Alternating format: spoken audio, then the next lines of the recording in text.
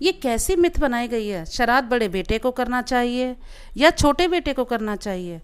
मेरा मानना ये है कि अगर माता पिता का सारा प्यार बड़े बेटे ने ही लिया हो और अपनी माता का सारा दूध बड़े बेटे ने पिया हो तो उसी को कर लेना चाहिए।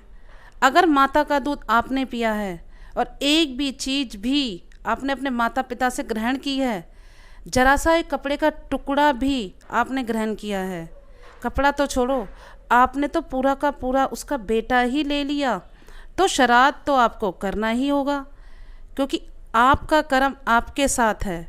क्या पता आपके पूर्वज आपसे प्रसन्न होकर आपके घर ही आ जाएं। किसने देखा है कि बड़े के ही आएंगे कि छोटे के आएंगे, छोटे बेटे के पास नहीं आएंगे। ये सिर्फ कुछ लोगों की बनाई हुई मिथ है कि छोटे के पास ही आएंगे, लेकिन जब किसने देखा ही नहीं है तो हम कैसे कह सकते हैं कि वो कहाँ जाएंगे। इसलिए आप सिर्फ और सिर्फ अपना कर्म कीजिए, खाना ना खाना उनका काम है। मेरा मानना है जो भी संतान अपने माता पिता से पैदा हुई है, चाहे वो बड़ी संतान है चाहे वो छोटी संतान है, चाहे उन्होंने तुम्हें थोड़ा सा कम प्यार किया है या ज़्यादा प्यार किया है, तो उनका मान सम्मान करना भी आपको ही होगा। मानना ना मानना उनके हाथ में है।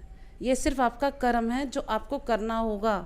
उस कर्म का फल आपको ही मिलेगा, बड़े को छोटे को या किसी और को नहीं मिलेगा। इसलिए छोटा सा काम ये श्राद्ध करने में क्या ही चला जाएगा हमारा। छोटे और बड़े बेटे के चक्रों में ना फंसे, आपका जो मन करता है आप करें।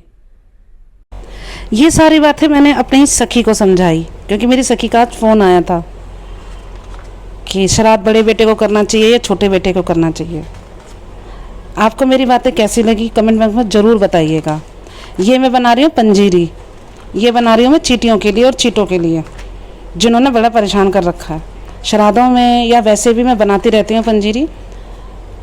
इसको आटे को भूनकर इसमें मैंने खांड डाली है बूरे की जगह, आप इसमें खांड डालिए और थोड़ा सा घी डाला है मैंने। और ये मैं चींटियों को पार्क में जाके और चींटों को खिला के आऊँगी।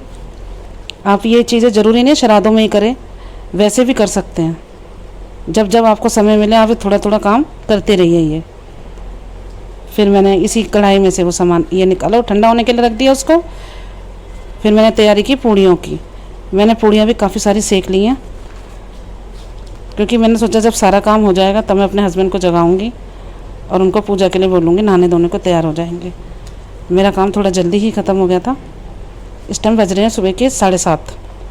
हाँ, एक चीज़ और मैं आपको बताना चाहती हूँ, जब भी आप कढ़ाई में मतलब जब भी आप पितरों का काम करें या इवन किसी भी त्यौहार का काम करें, कढ़ाई पे जब भी पूड़ियाँ सेके या कोई भी पकवान बनाए तो हमेशा सर ढक कर ही बनाए।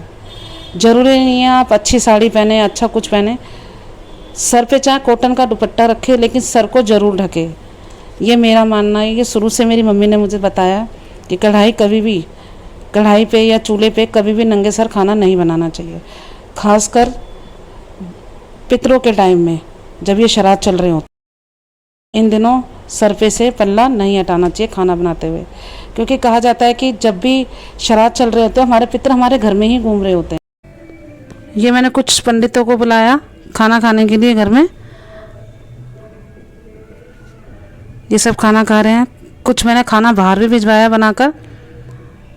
अब सबको खिला पिलाकर मैं खुद खाने बैठी हूँ। मैंने खीर बनाई, आलू की सब्जी, रायता, पूड़ी, ये सब बनाया। मैंने पंडितों को खिलाया, उसके बाद बाहर बंटवाया खाना, फिर बच्चों को खिलाया, हस्बैंड को खिलाया। अब मैं खुद खा रही हूँ। ऐसे हमारा श्राद्ध पूरा हुआ।